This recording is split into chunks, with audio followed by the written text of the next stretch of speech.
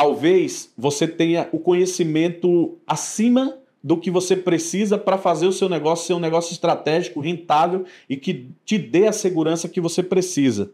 Porém, muitas vezes você posterga decisões, você deixa de fazer o que precisa ser feito hoje para mudar a sua realidade amanhã. Então, cara, vai lá e faz. E aí você vai sentir a diferença, e aí você vai sentir o crescimento e a performance do seu negócio mudar.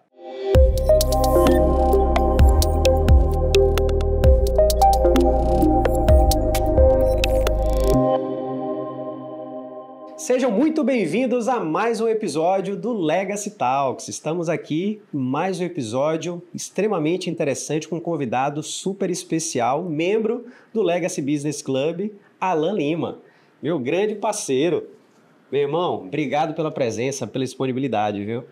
Cara, a satisfação é toda minha em fazer parte do Legacy, né, de todo esse ecossistema que o Legacy tem providenciado para os empreendedores e empresários do Brasil, mas especialmente aqui da Bahia e do Nordeste. E participar contigo do Legacy Talks, melhor ainda, poder falar com outros empreendedores, com outras pessoas aqui no nosso ambiente digital. E aí, quando a gente fala para esse ambiente, a gente fala para o mundo, né? Verdade. Então é muito bom estar aqui contigo. Que bom você falar que a gente inspira muitas pessoas, né? Pois é. É um ambiente de inspiração. Maravilha. Meu amigo, eu queria que você se apresentasse um pouco aqui para a nossa audiência, quem é Alan Lima. Pois é, eu poderia parafrasear e dizer, né? Sou apenas um rapaz baiano, e aí tenho orgulho de ser da Bahia, né? De ser brasileiro, de ter nascido com essa vocação empreendedora. Para mim, o empreendedorismo ele é muito mais do que apenas um negócio em si, muito mais do que apenas, digamos, criar alguma coisa e se acomodar com aquilo. Para mim, o ecossistema do empreendedorismo ele sempre me moveu. Então, como você já falou, meu nome é Alan Lima, eu sou daqui mesmo, da Bahia, daqui de Salvador, morava em Camaçari, aqui na região metropolitana. Nasci aqui e comecei a empreender aqui também na Bahia e são diversas histórias, né? O empreendedor ele nunca não para e ele nunca está satisfeito, então ele busca sempre novas formas de desenvolver negócios e, claro, se aproximar de pessoas, né? Irmão, maravilha. E a gente já se conhece, né, Alan? Uma curiosidade é que a gente se conhece já há alguns bons anos, né? Exato. Há muitos projetos. Mas tem uma história muito curiosa do seu início, né? Você começou vendendo picolé na praia lá atrás. Conta um pouquinho essa história aí pra gente. Cara, isso é muito engraçado, né? Eu comecei até antes do picolé, Albert, porque em um certo período meu pai trabalhava no Banco do Brasil, né? E aí quando eu falo assim, meu pai trabalhava no Banco do Brasil, todo mundo pensa... Pô, será que o pai dele era gerente do banco? Que não, meu pai era o cara que trabalhava na segurança do banco ali. Antigamente, o segurança do Banco do Brasil tinha um chapelão, né? E muitas vezes ele mudou de cidade. E morando no interior, em algumas cidades do interior da Bahia, eu comecei ainda limpando sapato, ainda muito jovem, com 8, 9 anos de idade, para comprar a primeira caixa de sapato, que era muito feia, toda já desgastada na mão de outra criança lá na época. Eu peguei material na rua, tipo latinha e alumínio, para vender, e ali daquele dinheiro eu comprei a caixa e muito feliz. Eu me lembro, aqui eu estou falando contigo, eu tinha 8 anos de idade, mas eu estou lembrando, sabe, de toda essa cena, comprando a caixinha e dentro dela veio 2 escovas, uma suja com a pasta preta, outra com a pasta marrom, e veio já 2 pastas usadas, né, e um pano, foi o que veio. E ali eu comecei a lustrar alguns sapatos. Depois nós mudamos de cidade, e aí já viemos para cá, para Salvador, Simões Filho, Camaçari. E quando eu cheguei, aí eu mudei, né, de profissão, saí de ilustrador de sapato, fui ser vendedor de picolé. Eu estudava em escola pública, e quando eu saía da escola, almoçava, a gente sempre teve um lar muito acolhedor, era uma vida simples, uma família simples, de hábitos simples, mas uma família muito acolhedora, uma base muito forte. Os meus pais são muito especiais na minha vida, os meus irmãos, as minhas irmãs, o meu irmão e as minhas irmãs, né? E aí, quando chegava da escola, almoçava, tinha que fazer a atividade antes de fazer qualquer coisa. E aí, depois que eu fazia a atividade da escola, eu podia sair para vender picolé.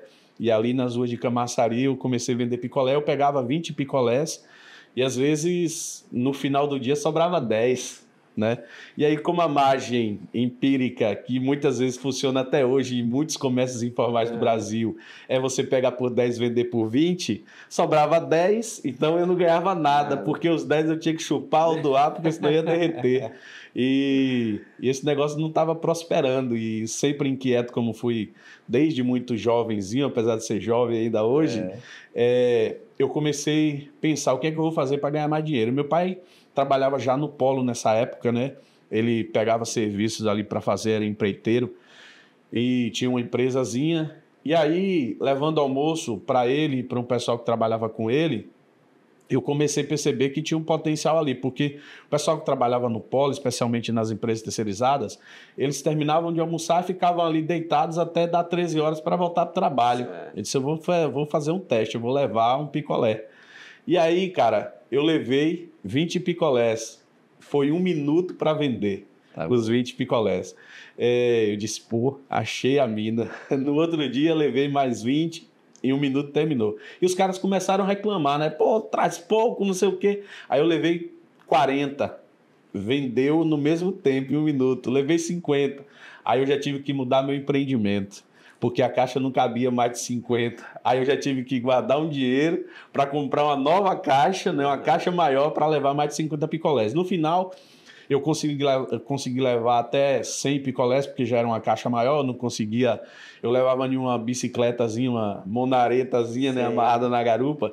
E aí eu levava no máximo 100 picolés e vendia tudo muito rápido ali. Eu saía da escola, Albertinho, literalmente correndo, porque eu saía meio-dia, corria até em casa, pegava a bicicleta, né? E aí saía disparado para passar na sorveteria. Na época eu me lembro ainda do dono da sorveteria, seu Topogígio, em Camaçari. E eu pegava o picolé e saía, porque eu tinha que chegar no Polo antes das 13 horas, senão acabou o meu comércio, né? E aí eu corria muito para chegar e entregar para os caras.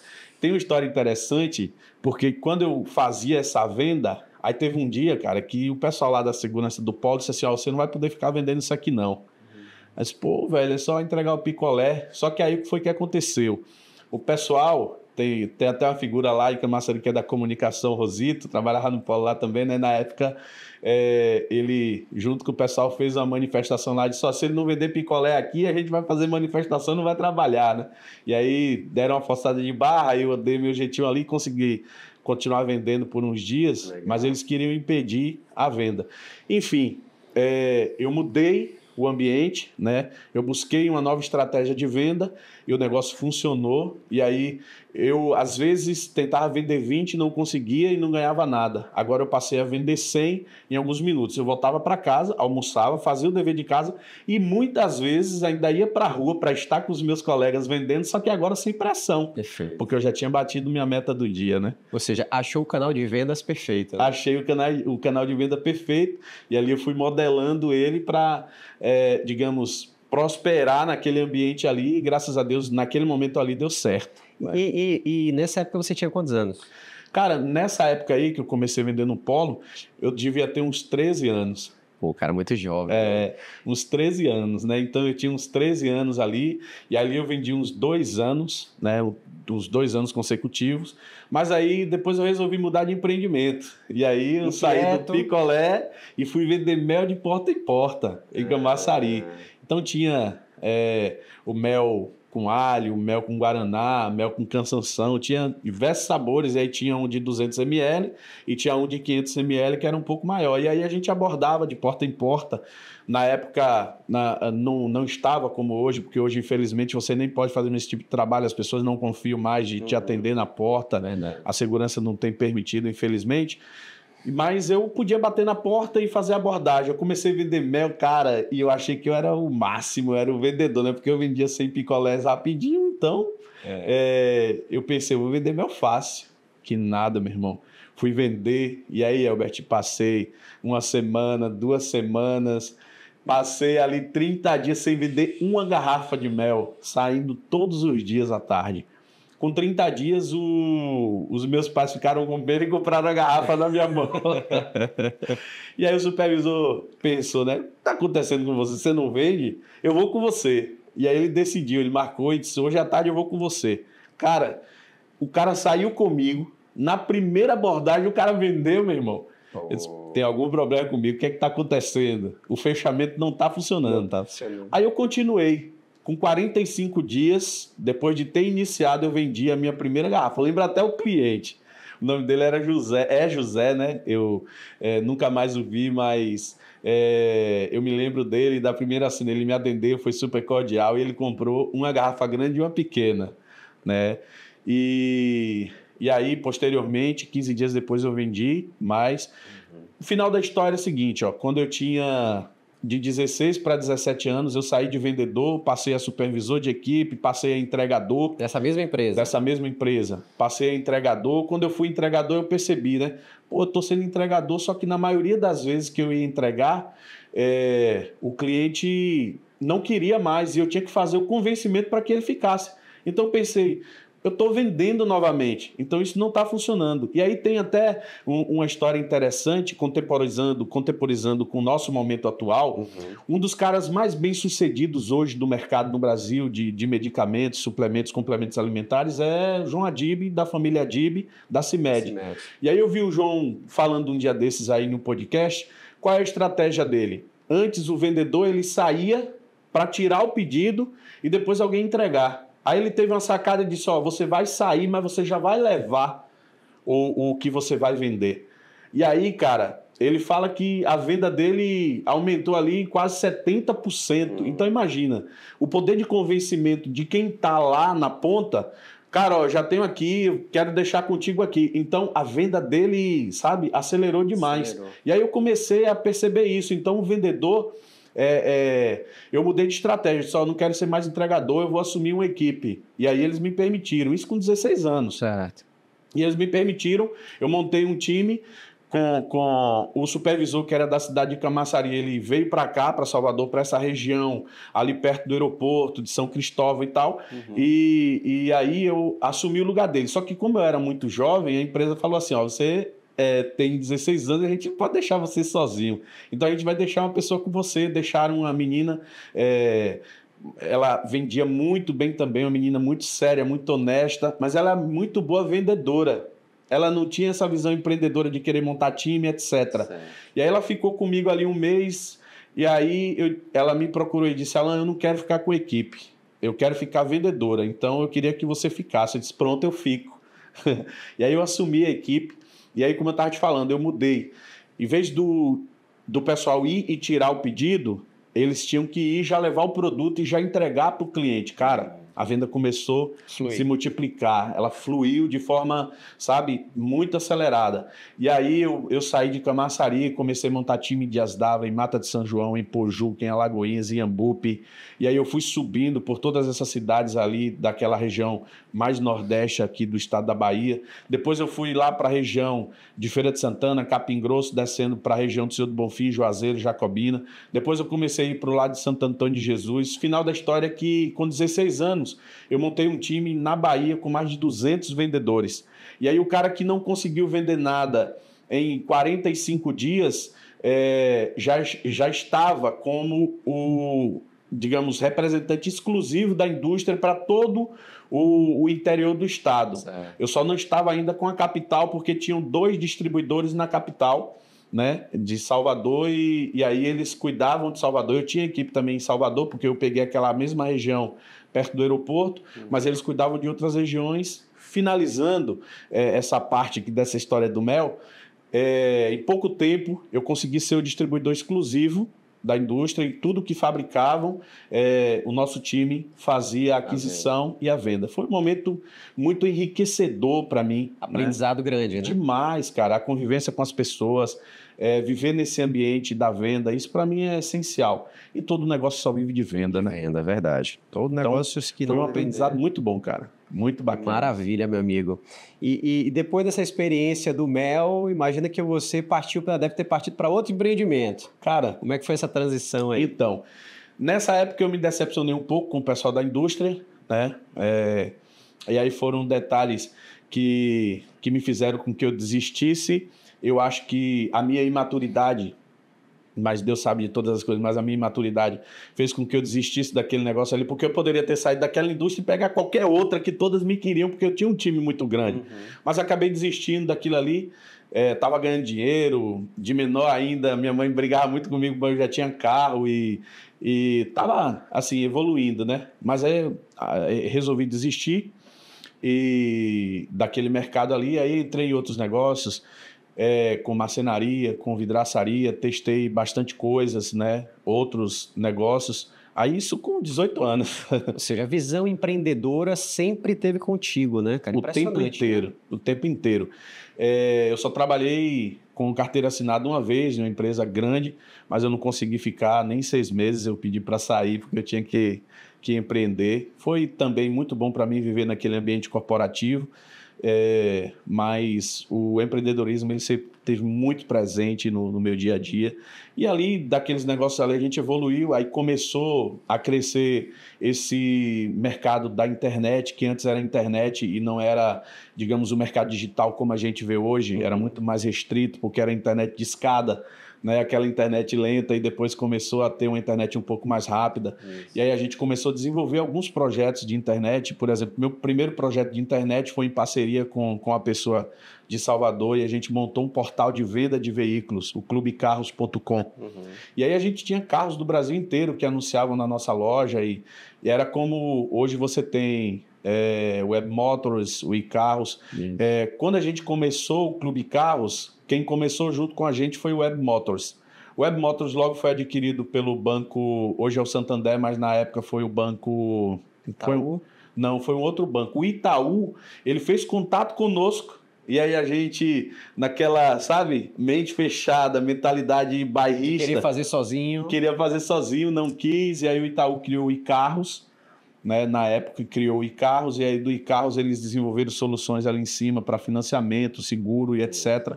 E o Clube Carros, a gente fez a venda da solução para um outro grupo, e aí eu saí da plataforma de vendas e entrei numa plataforma de comunicação, que é um projeto que eu empreendi e que foi de grande aprendizado para mim, que foi o Brasidiário. Nos conhecemos nesse período. Verdade. Você é da área de comunicação e a gente teve a oportunidade de se conhecer ali, que era uma plataforma, uma multiplataforma, na verdade. Hoje a gente conhece como marketplace, né? Porque o marketplace hoje ele é voltado para produtos. Mas nós éramos um marketplace de notícias, né? Que era o site nacional, brasilidiario.com, e aí nós tínhamos os sites regionais, o Bahia Diário, São Paulo Diário, de todos os estados do Brasil, e nós tínhamos na nossa plataforma mais de 4.000 cidades integradas com o domínio diário, como Salvador Diário, Camaçari Diário e tantas outras. Foi um projeto super inovador. Infelizmente, o nosso ecossistema de empreendedorismo no Brasil, ele já amadureceu um pouco, mas ele precisa ainda amadurecer muito mais. E naquela época ainda era muito mais difícil. Eu acho que se naquela época eu tivesse pegado um avião, como eu fiz para pegar um avião de Salvador e ir para São Paulo para tentar desenvolver esse negócio, se eu tivesse pegado um avião e fosse para São Francisco, para o Vale do Silício, a nossa realidade seria outra. Verdade. Mas aqui no Brasil a gente não conseguiu, infelizmente, o suporte que a gente precisava, os investimentos que nós precisávamos para fazer essa plataforma crescer de forma acelerada. Hoje ela ainda existem diversos sites da Rede Brasil Diário, teresinadiario.com, Registro Diário. Tem vários sites ainda no Brasil que são provenientes da Rede Brasil Diário, mas o projeto acabou a gente não conseguindo criar a estrutura necessária e, no fim, ele não cresceu como nós gostaríamos. A gente vendeu a tecnologia também para um grupo de fora, e aí a gente seguiu para outros mercados. E aí, nessa época, eu já comecei a empreender um pouco no mercado de educação, que é uma história que eu vivo até hoje, que é uma história de empreendedorismo, de superação, de aprendizado e de enriquecimento muito grande na minha vida e na vida de Eliane, que aí, nesse momento, a minha vida já muda completamente e aí outros, digamos, significados passam a existir e é bem bacana. Maravilha. E aí, já adentrando aí nesse mundo da educação, você conheceu a Eliane, né? Eliane é professora, você vai explicar um pouquinho a sua esposa, e aí você descobre esse mundo da educação, né? Pois é. Nessa época do empreendedorismo, né? Eu com 17 anos, Eliane com 16, minhas filhas falam que é 15, mas não foi 15, tá? Foi 16. Então não me veio com argumento. Helena, você já tem 16, mas só com 18, viu? Então, ela já está entendendo o que eu estou falando. Estou brincando, gente. Aí a gente se conheceu, a gente ainda muito jovenzinho ali, a gente teve um período que a gente namorou, depois a gente terminou o namoro, mas a gente continuou amigo. Eliane ainda, num período, vendeu mel, mas ela vendeu mel, mas não era a pegada dela, não era de ser vendedora. Não era isso, né? Mas a gente continuou amigos, né? E ali, durante um período que a gente não namorou, a gente continuava se falando sempre e bastante. E a nossa amizade, ela cresceu bastante. Eliane se formou naquele curso de ensino médio que era da área de educação, que eu esqueci o nome agora, mas... Magistério? Magistério, né? Que é o ensino técnico na área de educação, que era o magistério, que foi extinto. Hoje foi substituído pela pedagogia no ensino superior, né? No terceiro grau. Depois ela fez pedagogia, e aí ela sempre teve o sonho de colocar escola, e ela começou primeiro, né? Ela me chamava, eu tenho a minha versão, ela tem a versão dela. A gente sempre fala isso com os nossos colaboradores, né? E quando a gente faz um momento de cultura da nossa empresa, aculturamento ali do pessoal, eu sempre conto a minha história, ela conta a dela. Mas eu sempre falo que ela ficava me chamando para ser sócio, eu pensava, eu não vou não, porque a intenção dela é outra. Mas é brincadeira. E aí, nessa história, ela resolveu colocar a escola de só. Eu não vou ser teu sócio, mas eu vou te apoiar. E aí a gente ajudou da forma que era possível, com algumas conversas, com algumas coisas. E a Eliane colocou a escola junto com uma amiga nossa, Sara, que era dona de um colégio lá em Monte Gordo, ali próximo de Guarajuba, no litoral norte de Camaçari ali, que é da região norte aqui de Salvador. E a Eliane trabalhava na escola de Sara, que era a Escola Esperança, e resolveu colocar uma escola em Camaçari. E aí Sara foi ser sócia dela ali no primeiro ano, né, na primeira escola, que também era a Escola Esperança. Uhum. Mas durante o funcionamento daquele primeiro ano da escola, ela me convidou mais algumas vezes. Não, eu acho que você devia vir para a gente fazer um negócio junto. Ela já percebia todo esse tino empreendedor que eu tinha, ela também é extremamente empreendedora. E aí eu falei, tá bom, a gente vai ser sócio, mas assim, eu quero mudar o nome da escola. Eu sei que a esperança é a última que morre, mas eu quero que o estudante entre na nossa escola e ele vá lá do infantil até o ensino médio e que ele não precise mudar de escola por conta do nome. Então a gente precisa escolher um nome. E aí a gente começou a escorrer e aí a gente chegou em Carpe Diem. Na época, Centro Educacional Carpe Diem, SEC, né? A gente colocou a sigla SEC. E aí eu me lembro muito bem quando a gente fez a nossa primeira publicidade. Foi 1/5 de página, sabe marcador de Bíblia? Uhum. Tipo aquele panfletozinho, a gente fez 1/5 de página, a gente colocou um splashzinho assim, uma estrela. A Escola Esperança agora é SEC, Centro Educacional Carpe Diem. Aqui nós dispomos de... Aí a gente colocou lá os nossos diferenciais. Uhum. Um panfletozinho branco de uma cor só, a gente não tinha dinheiro para fazer um panfleto maior. E a gente veio de Camaçari, aqui no bairro do Cabula, em Salvador, de ônibus para mandar fazer esse panfleto. A gente fez 5.000 panfletozinhos daquele, numa promoção que a gente achou no jornal à tarde, na época dos classificados. E aí a gente fez, cara. A gente começou a distribuir lá em Camaçari, e aí ela tinha na escola 13 estudantes, e a gente passou para, se não me engano, 42 estudantes. né? Naquele primeiro ano de funcionamento do Carpe Diem, que já era o segundo ano, depois de ser Escola Esperança. Aí, naquele mesmo primeiro ano ali, Sara já tinha falado para ela, olha, eu vou continuar com minha escola aqui, você faz a sua escola. Então, aí foi quando eu entrei, Sara não precisou se afastar, ela já tinha pedido para continuar com a escola dela lá em Monte Gordo. Enfim, e ali nasceu o Colégio Carpe Diem. A gente começou a trabalhar no mercado da educação. Eu tinha um Unozinho 1995, 4 portas. Troquei numa Kombi, aquelas combinhas, sabe, que abria a portinha assim do lado? Sim, a begezinha. Cara, eu peguei uma combizinha tão velha, mas ela funcionava muito bem, né? E a gente começou a fazer transporte escolar lá na cidade de Camaçari. Fomos pioneiros nisso. E aí a gente pegou alguns estudantes de outros bairros e trazia para a escola. Então eu era o motorista, eu ajudava na manutenção da escola, eu ajudava no dia a dia. Eliane era minha auxiliar dentro da Kombi, e aí ela era a diretora. A irmã dela atuava como professora e era secretária, de Vânia, que hoje é diretora de uma unidade nossa lá em Maceió. E tinha mais uma menina que limpava a escola com a gente, Eliette. Enfim, era o nosso time e a gente era um faz-tudo. Todo mundo fazia tudo. Todo mundo fazia tudo. E a gente sabe que os negócios começam assim, né, meu amigo? Começam assim e aí, quando a gente faz um vislumbre sobre isso, Herbert, hoje a gente percebe o seguinte, o mercado é isso, cara. Hoje o profissional que não é um multiprofissional, ele está fadado à falência do ponto de vista profissional. Verdade.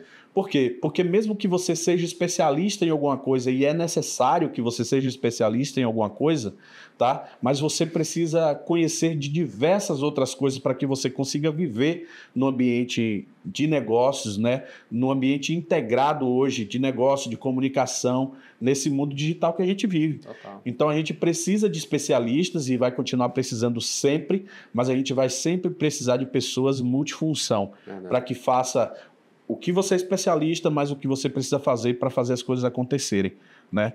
E isso é desde sempre, só que hoje isso está muito mais evidente, né? E aí as pessoas pensam, poxa, velho, a tecnologia, a inteligência artificial vai tirar o emprego de todo mundo. Errado, cara. A inteligência artificial está aí a 1000 por hora, o ambiente 4.0, 5.0 do digital está aí a 1000 por hora, mas hoje você tem muito mais vagas de emprego do que você tinha antes. Com certeza. E que precisam ser ocupadas. Por quê? Porque precisa de quê? De gente especialista e de gente que esteja disposto a fazer mais do que, digamos assim, é a sua função. Com certeza. Propriamente dito. Mas voltando para a nossa história lá, então a gente começou ali.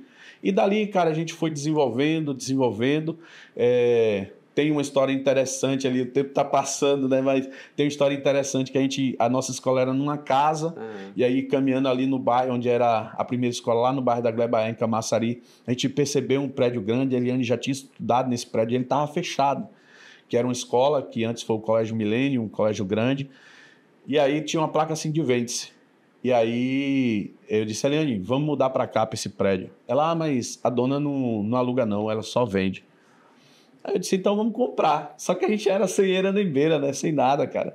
E aí a gente foi para o desafio, a gente procurou a dona do prédio, outras pessoas que estavam intermediando, e conseguiu passar o contato para a gente conseguiu achar a dona do prédio, aí a gente foi lá, conversou com ela, pediu para alugar, ela disse que de fato não alugava, mas ela disse assim, eu só vendo. Aí eu, então tá bom, a senhora só vende, eu te compro. Isso era no mês de junho do nosso primeiro ano de funcionamento da escola naquela casa.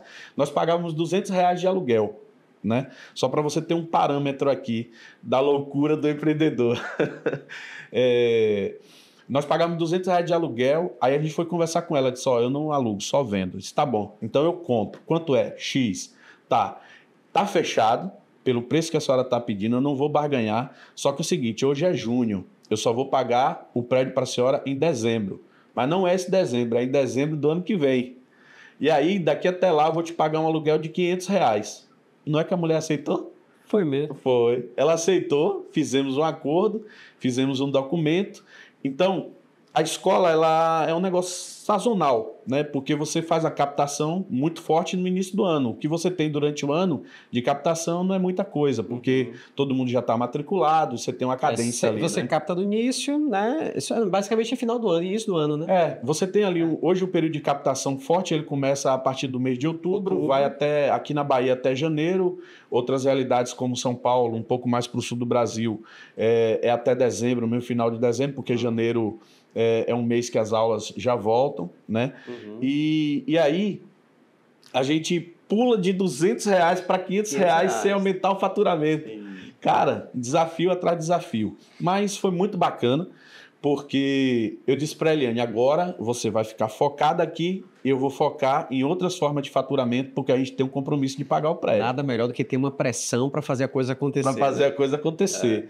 E aí a gente tem um tripé que norteia o nosso negócio desde o início, né? E que vai nortear sempre. Nós temos os nossos principais valores, os 3 principais, fé em Deus, fé nas pessoas e fé no que nós fazemos.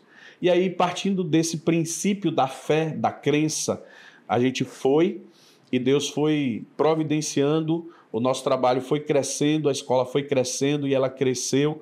A gente conseguiu honrar com o nosso compromisso de pagar o prédio, foi um desafio, cara. E um outro momento que a gente estiver falando, eu vou te contar sobre isso, que foi muito bacana também, a providência divina ali na hora, mas graças a Deus deu certo. E aí a gente continuou ali com aquela escola, a gente foi ajeitando, a escola estava bastante degradada, ela não queria alugar exatamente por isso, porque ela tinham quebrado todas as janelas de vidro, não tinha mais porta, a escola estava bem desgastada. Aí a gente mesmo foi pintar, o meu pai ajudou, o pai de Eliane ajudou, e a gente foi ajeitando, e a escola foi crescendo, muita coisa aconteceu, e a escola cresceu. Mas você acha, uma pergunta, antes de você evoluir, você acha que esse fato, né, de vocês terem assumido esse desafio, esse compromisso, foi algo que virou a chave para vocês crescerem? Se vocês continuassem naquela casinha lá, será que vocês tinham tido essa expansão que vocês tiveram?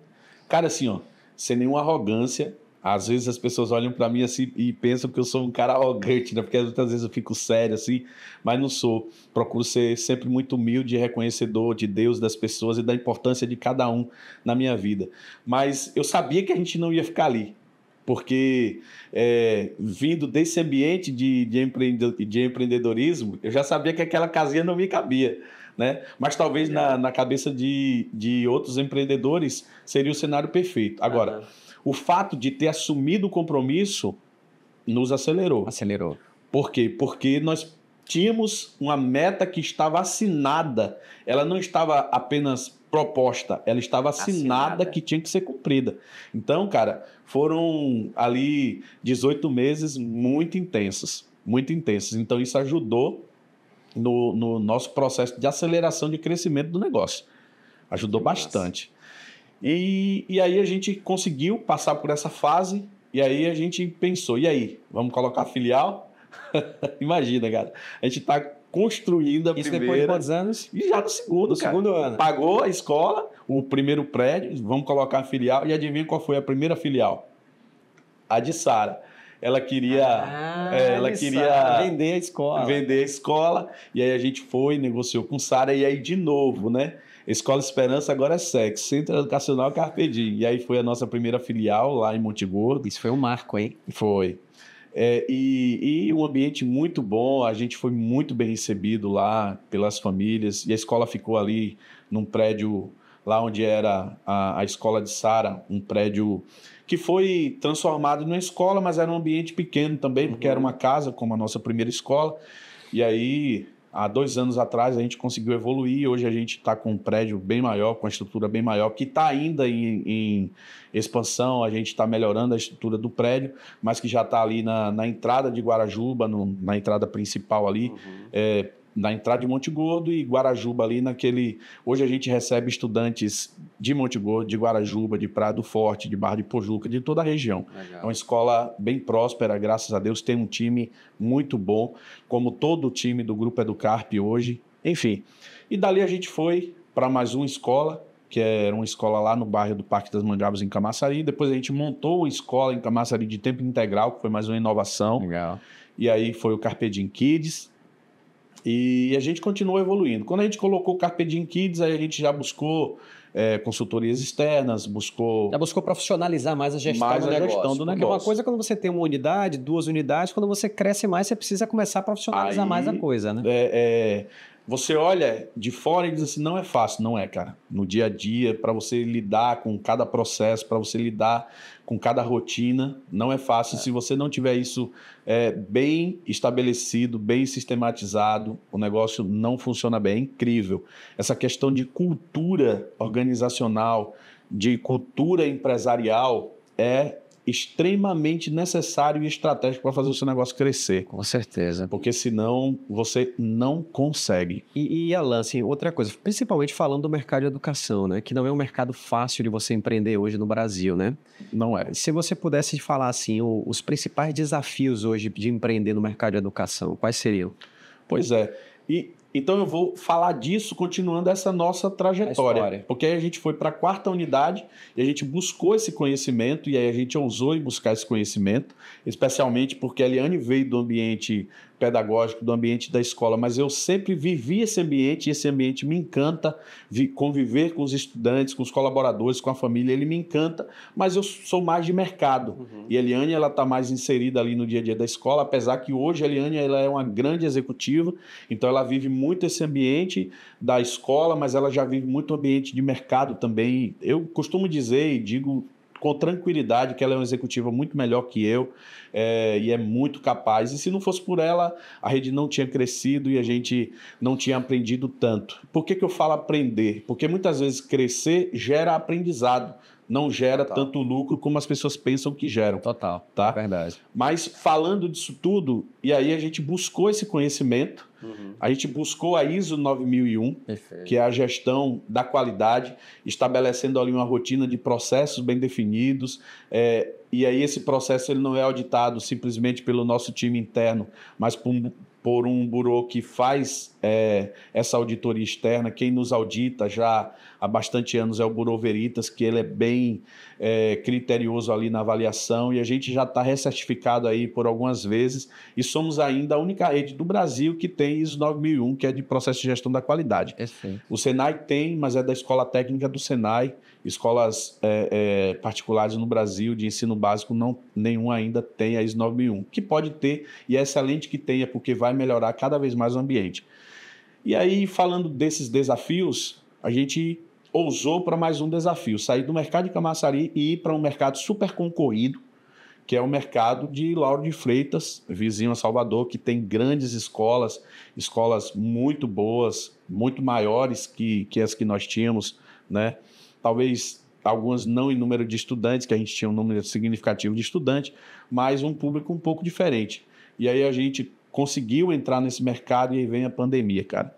A gente abre a escola, a gente abriu no final de fevereiro e no início de março, pandemia, lockdown. E aí muitas incertezas vieram, a escola estava começando, e agora o que a gente faz? Agora o que a gente faz, a gente vai continuar aprendendo. Então, num tempo recorde ali, a gente montou uma estrutura digital para que o nosso time fosse treinado, e aí ele passou a dar aula online para que as crianças recebessem a aula em casa. Imagina você dar aula para a educação infantil online.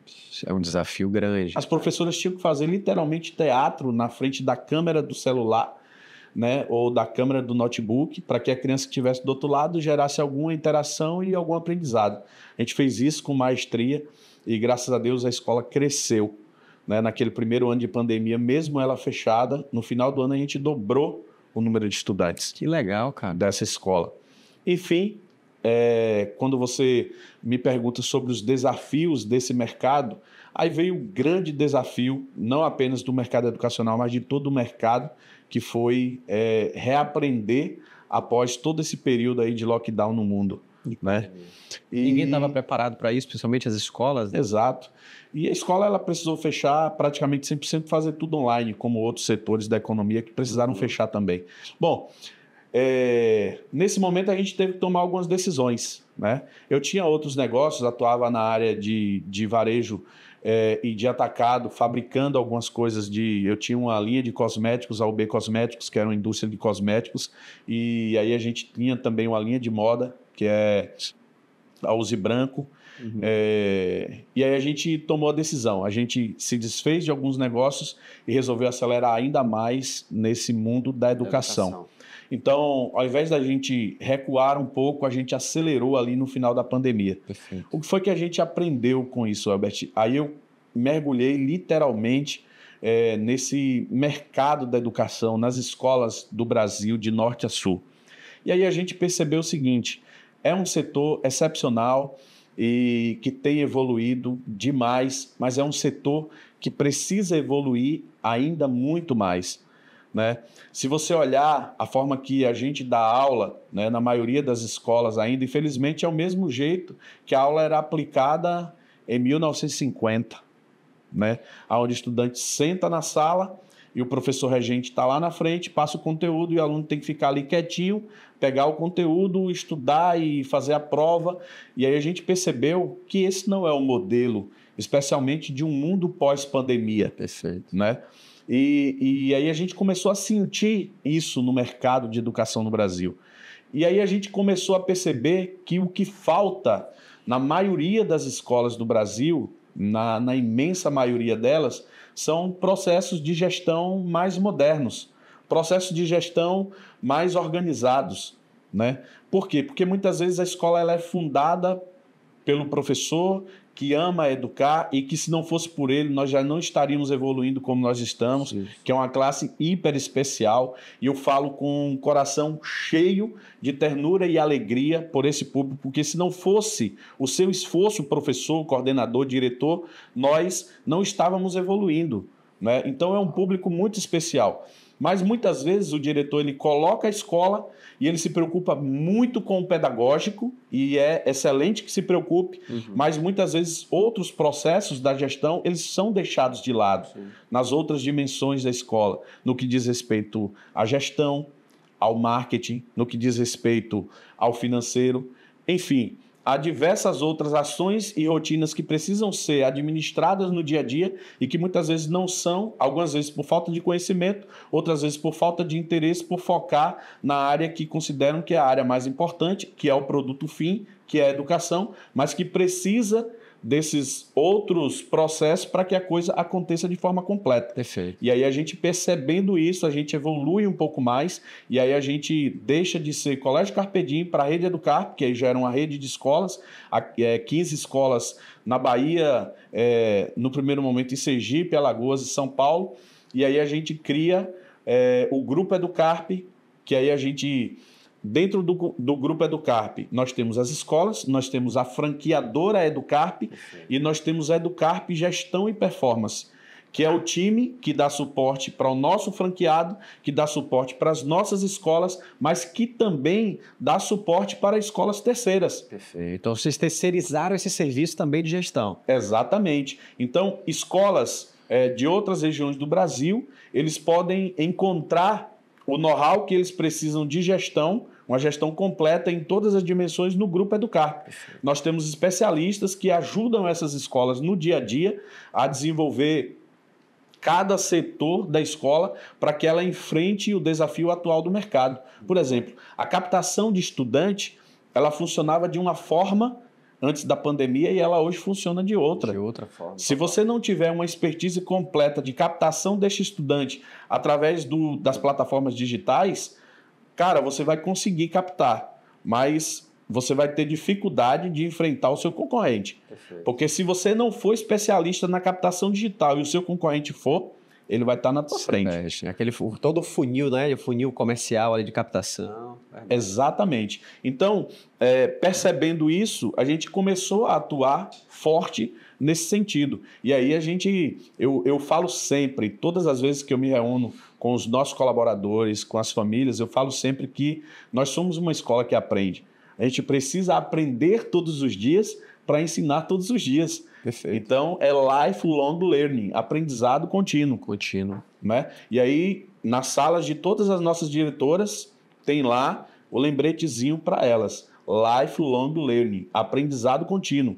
Aprende todos os dias para ensinar todos os dias. E é isso que nós temos buscado dentro do Grupo Educarp. Graças a Deus, ele tem nos permitido nos estabelecer no mercado, expandir no mercado e aí ajudar tantos outros donos de escola, tantos outros líderes escolares, gestores escolares, mas principalmente estudantes aí no Brasil inteiro. Maravilha, querido. Cara, parabéns pelo trabalho, pela trajetória. E já entrando nesse assunto especificamente, né, do modelo de gestão do Grupo Educarp, né, desse produto especificamente de gestão, como você falou, você identificou então essa lacuna do mercado, onde você viu essa deficiência, essa necessidade de outros empresários, donos de escola, no que diz respeito à parte de gestão, de crescimento, né, das suas unidades. E com toda essa expertise e know-how que vocês adquiriram e com os processos que vocês criaram, agora vocês estão terceirizando isso. A gente estava falando nos bastidores que você já tem, inclusive, alguns clientes, né, que você já faz esse trabalho de gestão, né? Exatamente. Hoje são quantas empresas? Olha, hoje nós já temos que a gente faz esse acompanhamento, que a gente dá suporte, mais de 20. Perfeito. Né? E... Bahia ou hoje já? Não, a gente Brasil? tem fora da Bahia também. Legal. A gente tem fora da Bahia. O que é que a gente busca? Aperfeiçoar cada vez mais esse processo, porque a gente quer atender 500, a gente quer atender 1.000 escolas. Claro que a gente tem uma estantezinha onde a gente coloca cada caixinha ali, e aí você que é dono de escola precisa de um suporte apenas em uma área, então a gente tem uma solução para uma área. Tá. Mas se você quer um processo de acompanhamento de gestão completa, nós temos também. Tem também. E aí um especialista de performance acompanha o dia a dia da escola, vai acompanhando ali os indicadores e, claro, em comum acordo com o proprietário da escola ou com o diretor da escola, vai dizendo, olha, eu acho que a gente precisa aperfeiçoar esse processo nisso, nisso e nisso. E aí eu gosto de dizer sempre algo muito importante, nós não somos donos do saber.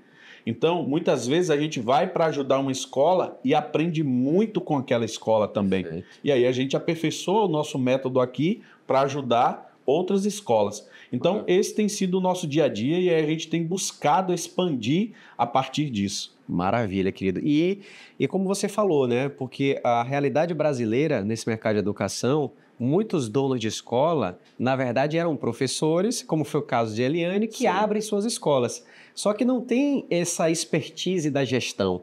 Né? Então, na minha percepção, a gente tem um cenário com muitas oportunidades para o grupo, né? Para o Grupo Educarp, nesse modelo, desse produto aí de gestão, porque onde tem muitas escolas aí nesse Brasil inteiro com essa dificuldade. Então, ou seja, é um produto de alta necessidade do mercado, né?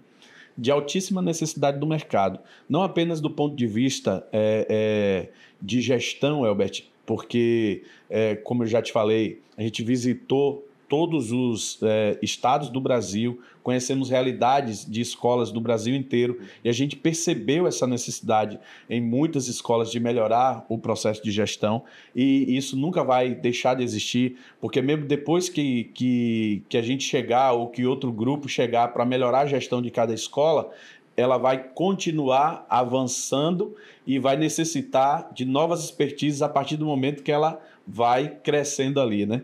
Então, por isso que no dia a dia a gente precisa se aperfeiçoar para acompanhar esse crescimento e não ficar para trás também, né? Mas essa necessidade é latente. Mas como eu te falei, não só do ponto de vista de gestão, porque tem também um outro cenário no Brasil que é um cenário que a gente precisa olhar com muito bons olhos para que a gente tenha uma perenidade do crescimento do mercado de educação. Qual é? Que é o processo de sucessão.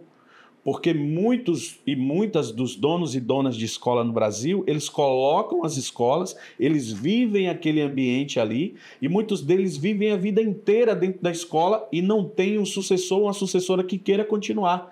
Porque muitas vezes o filho ou a filha se formou em medicina, se formou em advogado, se formou em engenheiro, fez qualquer outra coisa, foi empreender em outro campo e não querem continuar com a escola. E nesse momento é importante que você tenha uma gestora como a Educarp Gestão e Performance do seu lado, para que esse processo de sucessão aconteça de forma natural, para que a escola esteja preparada para ser adquirida por alguém, para que esse legado continue. Perfeito. Não é? Ou seja, você também faz esse trabalho aí também, que é importantíssimo. Exatamente, porque quem vai chegar precisa dos indicadores para tomar as melhores decisões, para avaliar, e aí a gente, sempre que a gente está atuando com alguma escola, a gente faz um estudo de geomarketing para ver como é que está o posicionamento da escola ali naquela região, para saber se as famílias conhecem a escola, para entender se a marca da escola está gerando um efeito positivo ou negativo, para entender se aquela escola está cobrando o valor adequado de mensalidade para as famílias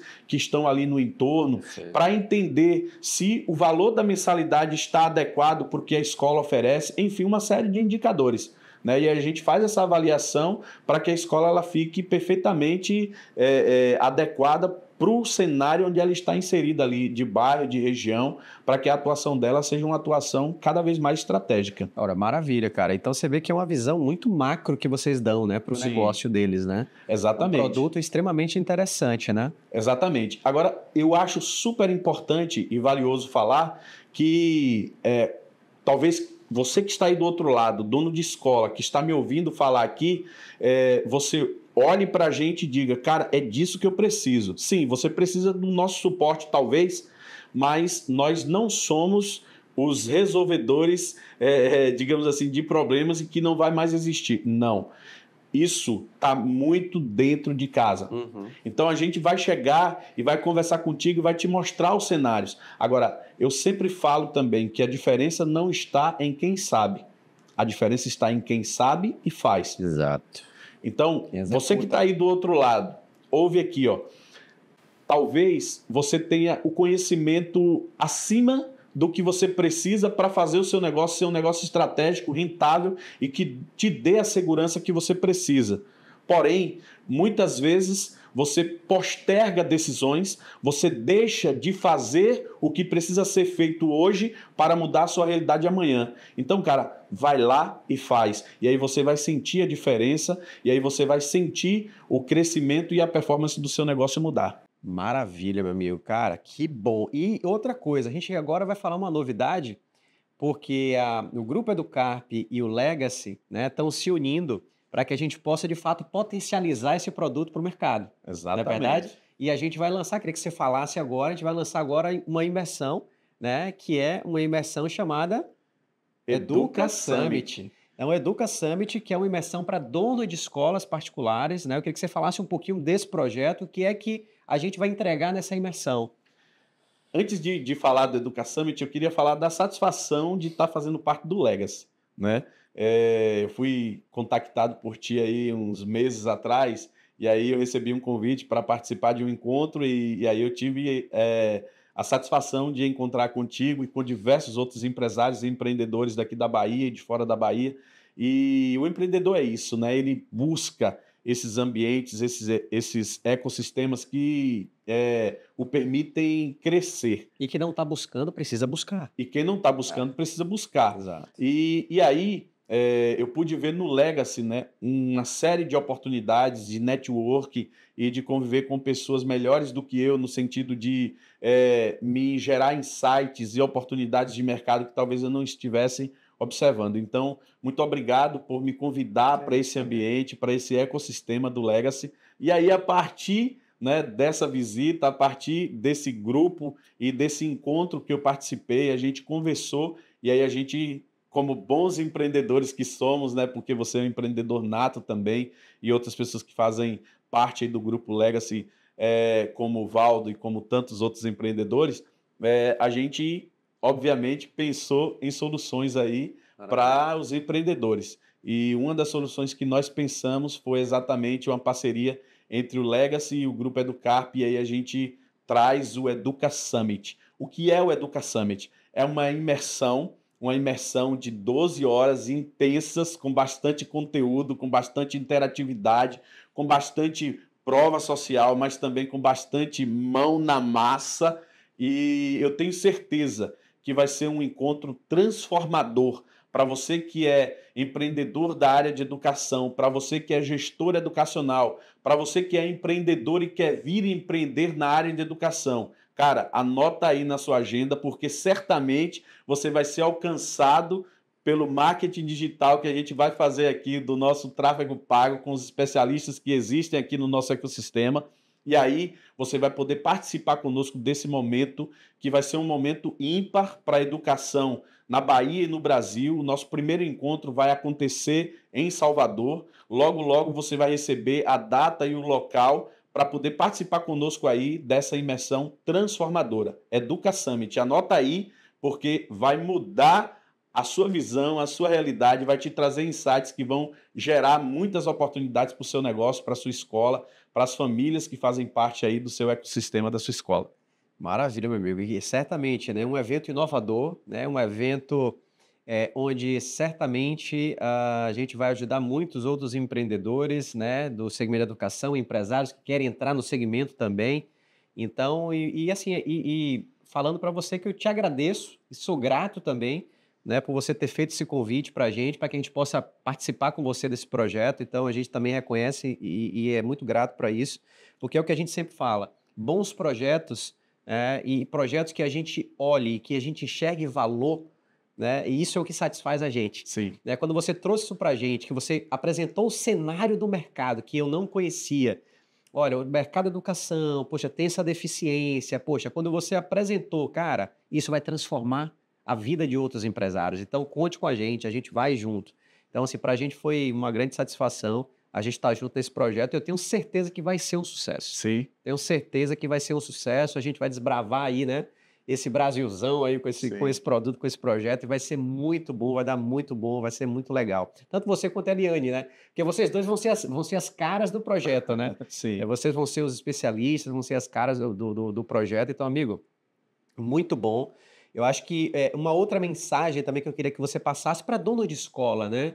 Que hoje estão ali nesse desafio diário de gerir suas escolas, né? Muitas vezes preocupados porque as contas não estão fechando, né? Poxa, as contas não estão batendo. Qual a mensagem que você passa para eles? Olha, a mensagem que eu passo é a mensagem que eu passaria, Albert, para qualquer empreendedor. Muitas vezes você vai olhar para o desafio que está logo aqui à sua frente e aí você vai achar que ele é intransponível. Não foca nele, foca no seu objetivo. Porque se você continuar focado no seu objetivo, você vai ter dificuldade, mas você vai passar esse desafio. E aí, quando eu digo que você vai ter dificuldade para passar o desafio, você vai ter que se desafiar, você vai ter que aprender novas formas, você vai ter que ter resiliência para aguentar ali a pressão que o mercado vai exercer sobre você. Mas se você continuar focado no seu objetivo, se você buscar esse conhecimento, buscar o network adequado, como nós estamos buscando aqui no Legacy, você com certeza vai avançar e aí você vai poder desfrutar do seu objetivo, que é o alcance do que você tem sonhado. Então a mensagem que eu deixo é muito nesse sentido. Nunca foi fácil, mas sempre foi motivador. Muito bom, meu amigo. Que mensagem. E quais são esses projetos ainda para 2025 aí, falando do grupo, da rede aí? O que é que vocês estão intensificando mais? Pois é, o Grupo Educarp ele tem crescido, como acabei de falar aqui, como todos os outros mercados, o mercado educacional não é um mercado fácil, é desafiador. Nós também enfrentamos os nossos próprios desafios, que não são poucos. Nós temos mais de 500 colaboradores, nós atuamos em diversas praças com culturas diferentes, então os desafios são muito grandes, e aí a gente conta com as parcerias, conta com os apoios de outros empreendedores, de amigos, e principalmente conta com o apoio do nosso time e das famílias que fazem parte, né, das nossas escolas, do nosso dia a dia. E, claro, a razão disso tudo, que são os nossos estudantes que estão ali vivendo os ambientes das escolas e a gente se desafiando para que esse ambiente seja cada vez melhor para ele. Mas a gente continua sonhando e avançando. É tanto que, nesse ano, a gente já lança o nosso sistema de ensino próprio. Legal. E diga-se de passagem, o nome do nosso sistema de ensino é o Sistema de Ensino Sonhos. Ele é muito focado no conteúdo de realização. Então, hoje... Modelo diferente. Um modelo totalmente diferente, porque hoje nós não queremos que o nosso estudante aprenda apenas a como fazer a conta, a como estudar as conjugações verbais, a como aprender um inglês diferenciado. Não, nós queremos muito além disso. Nós queremos que o nosso estudante ele saia preparado do ponto de vista socioemocional, do ponto de vista de empreendedorismo. Nós incentivamos que o nosso estudante ele desenvolva negócios dentro do ambiente das nossas escolas. Então, esse sistema de ensino ele vem para alavancar isso tudo. E aí, dentro do nosso sistema de ensino, nós temos diversas soluções para ajudar outros donos de escola, né, com a ocupação do contraturno, com novas atividades esportivas, orientação familiar, matemática financeira. Hoje, as famílias, Elbert, elas precisam muito de ajuda, porque pós-pandemia, a pressão mundial tem sido muito grande, tem sido tudo muito acelerado. Então, as escolas elas precisam se preocupar fortemente com isso também. Né? O nosso apoio, o nosso time de especialistas para estudantes, digamos, especiais, né? Atípicos, ele é um time muito forte também. Vocês são diferenciados nisso também, Sim, né? Nós temos um time muito preparado. Eu ouso em dizer que hoje um dos melhores times do Brasil é o time do Grupo Educarp. Então, nós estamos nos consolidando cada vez mais no apoio ao familiar, que faz parte do ecossistema do Grupo Educarp, ao estudante, que faz parte do nosso ecossistema. E, claro, nos preocupamos muito com os nossos colaboradores também, no dia a dia ali, para que o acolhimento ele aconteça. Eu sempre falo que diferencial para nós não é um ensino de super qualidade. Ensino de super qualidade é dever de casa. Nós estamos ali para isso. Para nós, diferencial é acolhimento e respeito. Respeito, que massa, amigo. Muito bom, meu amigo. Parabéns pelo trabalho, pela trajetória de empreendedorismo, de visão acima de tudo. Né? Porque você é um cara que é uma referência, né? E feliz demais por a gente ter se reconectado novamente. E nessa reconexão, a gente, de fato, agora aí, muito feliz, né? Caminhando juntos em um projeto legal. Então, assim, estou muito feliz, satisfeito, te parabenizar demais pelo projeto, pela trajetória. A gente tem uma pergunta final aqui, né? Que a gente faz para todos os nossos convidados, que é: qual é o legado que você quer deixar nesse mundo? Cara, antes eu quero falar da satisfação também de ter me reconectado contigo e aí, através dessa reconexão, oportunizado aí conhecer tantas outras pessoas especiais e desenvolver projetos juntos, que para mim está sendo excepcional. Está só começando. E se fortalecendo, né? Porque é o que eu falei anteriormente, muitas vezes você é especialista em alguma coisa, mas você precisa de outros especialistas para complementar o ecossistema. Então, satisfação muito grande de fazer parte hoje do Legacy, de estar perto de você e de outras pessoas tão especiais. Gratidão. E o legado que eu quero deixar é o final do início. Qual é o final do início? No início você perguntou, se apresenta para mim. Alan Lima, que tem um pai e uma mãe fantásticos, que tem um irmão fenomenal, 2 irmãs que me apoiam em tudo, mas eu tenho também uma esposa linda, maravilhosa e que é o meu suporte, e junto com ela nós ganhamos 2 filhas lindas, Helena e Júlia. E o meu legado que eu quero deixar é que as minhas filhas possam se orgulhar de mim e dizer, olha, o meu pai e a minha mãe fizeram isso aqui que transformou a vida de centenas e milhares de pessoas. Que lindo, cara, que lindo. É isso aí, meu amigo. Meu irmão, parabéns pelo trabalho, parabéns pelo trabalho. Nossa, feliz demais. E vamos em frente, amigo. Estamos só começando. Vamos lá, acelerados. É isso aí.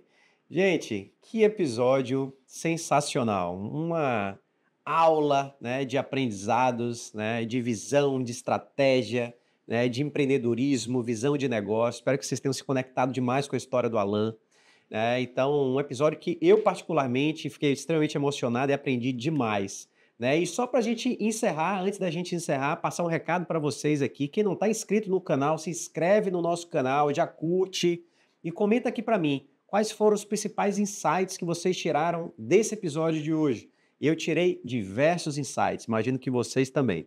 Então é isso, gente. Até o nosso próximo episódio. A gente se vê. Tchau, tchau.